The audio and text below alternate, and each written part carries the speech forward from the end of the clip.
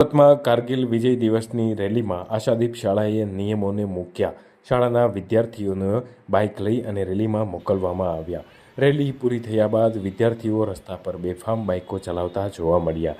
એક પણ વિદ્યાર્થી દ્વારા બાઇક ચલાવતા સમયે કે મોબાઈલ ચલાવતા સમયે હેલ્મેટ પહેરવામાં ન આવ્યું. શાળાના વિદ્યાર્થીઓ પાસે લાયસન્સ પણ નથી હોતું, ત્યારે શા માટે બાળકોને બાઇક પર લઈ જવામાં આવ્યા? શું આ શાળા સામે પોલીસ દ્વારા કોઈ કાર્યવાહી કરવામાં આવશે? શું આશાદીપ શાળા કે પછી તેના વિદ્યાર્થીઓને મોટર વ્હીકલના નિયમો લાગતા વળગતા નથી?